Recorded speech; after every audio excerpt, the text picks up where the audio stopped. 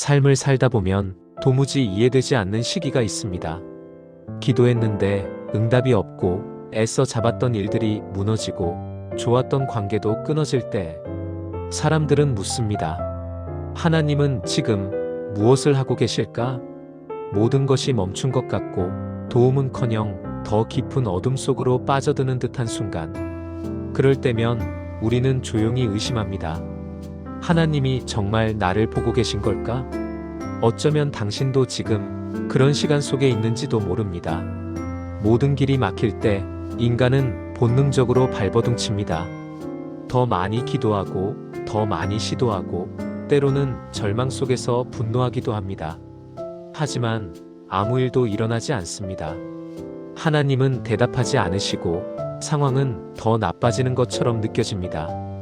그때 마음속에서 이런 생각이 스칩니다. 아무도 나를 돕지 않는구나. 심지어 하나님조차도. 그 침묵의 시간은 길고 하루가 한 달처럼 느껴집니다. 기도를 해도 메아리만 돌아오고 위로의 말조차 공허하게 들립니다. 그러나 그 침묵 속에 숨은 뜻을 아는 사람은 거의 없습니다. 하나님은 종종 도우시기 전 우리의 모든 시도를 멈추게 하십니다.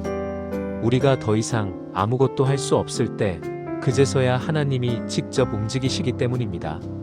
하지만 그걸 아는 순간은 언제나 한참 뒤에야 찾아옵니다. 어떤 일들은 예고 없이 멈춥니다. 잡히던 기회가 갑자기 사라지고 믿었던 사람이 등을 돌리고 평화롭던 일상이 하루아침에 무너집니다. 우리는 그걸 실패라고 부릅니다. 그러나 때로 하나님은 우리를 실패로 끌고 가시지 않습니다. 그분은 실패처럼 보이는 중단을 통해 방향을 바꾸십니다. 이해되지 않는 이별, 뜻밖의 해고, 설명할 수 없는 관계의 단절. 그 순간에는 상처로 느껴지지만 나중에 돌아보면 그 자리가 하나님이 나를 지키셨던 자리였음을 알게 됩니다. 하나님이 도우실 때 그 도움은 종종 멈춤의 형태로 다가옵니다. 왜냐하면 우리가 가던 길이 틀렸기 때문입니다.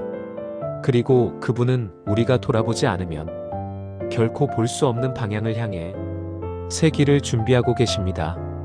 이상하게 평소엔 아무렇지 않았던 일들이 유난히 마음에 걸릴 때가 있습니다.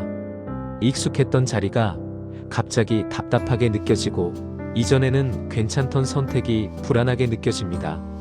그건 단순한 감정 변화가 아닙니다. 그건 하나님이 마음을 흔드시는 신호입니다. 그분은 우리에게 멈춰라, 돌아보라, 준비하라. 이 세 가지 말을 가장 조용한 방식으로 전하십니다. 그분은 우리의 결심을 꺾기보다 우리의 방향을 바꾸십니다. 삶의 깊은 곳에서 작은 불안, 작은 깨달음, 작은 울림으로 하나님의 손길이 들어옵니다. 그 감정은 이유 없이 찾아옵니다. 하지만 나중에 보면 그 감정이 바로 길을 바꾸게 만든 출발점이었음을 알게 됩니다. 모든 게 무너졌는데도 이상하게 마음 한구석이 평안할 때가 있습니다.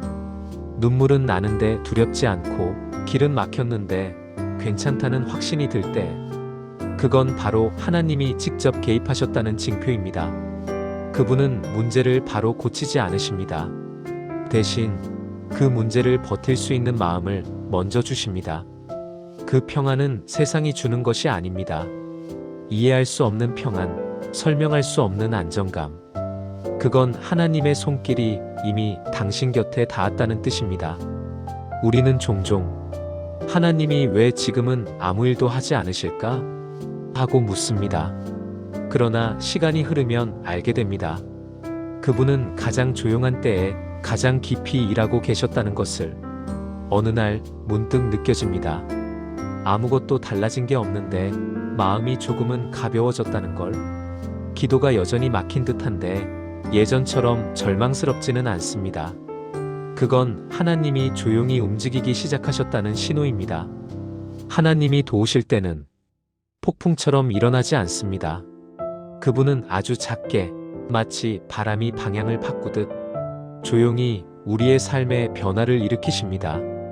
그 변화는 화려하지 않지만 돌이켜보면 분명히 그때부터였습니다. 하나님이 도우실 때 가장 먼저 바뀌는 건 상황이 아니라 마음의 초점입니다. 예전에는 문제만 보이던 눈이 이제는 그 속에서도 의미를 보기 시작합니다. 원망하던 자리가 감사의 자리로 바뀌고 도망치고 싶던 상황이 배움의 시간이 됩니다. 이건 단순한 마음가짐의 변화가 아닙니다. 그건 하나님이 마음의 방향을 바꾸신 것입니다. 그분은 환경보다 먼저 우리의 시선을 다루십니다. 왜 나에게 이런 일이 생겼을까? 에서 이 일을 통해 하나님이 무엇을 하시려는 걸까? 로 시선이 옮겨가는 순간 이미 하나님은 당신의 내면에서 일하고 계신 것입니다. 그리고 그 시선이 바뀔 때 기적은 이미 시작된 것입니다. 하나님이 일하실 때 닫혀있던 문이 아주 서서히 열립니다. 처음엔 미세한 틈처럼 보이지만 그 작은 변화가 결국 큰 길이 됩니다. 어떤 때는 예상치 못한 사람을 만나고 어떤 때는 오래된 기도가 갑자기 응답됩니다. 그리고 놀랍게도 그 모든 일의 타이밍이 너무도 완벽하게 맞아떨어집니다. 그건 단순한 우연이 아닙니다. 그건 하나님이 당신의 길을 다시 쓰고 계신 순간입니다. 사람은 계획을 세우지만 하나님은 그 계획의 방향을 바꾸십니다. 때로는 실패가 길이 되고 지연이 축복이 되며 잃어버린 것이 오히려 보호였음을 깨닫게 됩니다. 하나님의 도우심은 그렇게 현실의 균열 속에서 시작됩니다. 그분은 한꺼번에 길을 여는 분이 아니라 매일 한 걸음씩 우리의 길을 고치시는 분입니다. 어느 날 문득 예전의 고통이 더 이상 고통으로 느껴지지 않을 때가 있습니다. 그때 깨닫습니다. 아, 하나님이 나를 여기까지 이끄셨구나. 그분이 도우실 때의 마지막 변화는 이해되지 않던 시간이 의미로 변하는 순간입니다. 눈물로 보냈던 시간들이 감사의 이유가 되고 상처가 간증이 되며 절망이 믿음의 근거가 됩니다. 그때 우리는 비로소 압니다. 하나님은 나를 고통에서 꺼내신 것이 아니라 그 고통을 통과하게 하심으로써 내 안에 새로운 나를 만들어내셨다는 것을. 그분은 상황을 고치는 분이 아니라 사람을 새롭게 빚으시는 분이십니다. 그래서 하나님의 도우심은 결국 우리 자신이 바뀌는 일로 완성됩니다. 환경보다 더 큰 변화, 그건 우리의 마음이 하나님 쪽으로 향하게 되는 것입니다. 시간이 흐르고 모든 것이 조금씩 제자리를 찾기 시작합니다. 돌이켜보면 그때의 고통이 필수였다는 걸 깨닫습니다. 그 시기가 없었다면 지금의 나도 없었을 겁니다. 하나님은 도움을 약속하신 적이 없습니다. 그분은 함께하심을 약속하셨습니다. 도우심은 곁에 계신다는 뜻이고 그분의 존재가 곧 가장 큰 도움입니다. 하나님의 손길은 거창하지 않습니다. 그건 조용한 눈물 속에서, 뜻밖의 평안 속에서, 그리고 작지만 분명한 변화 속에서 나타납니다. 도움은 한순간의 기적이 아니라 시간을 두고 천천히 완성되는 하나님의 작품입니다. 이제 우리는 압니다. 그때는 몰랐던 하나님의 손길이 모든 장면에 있었음을.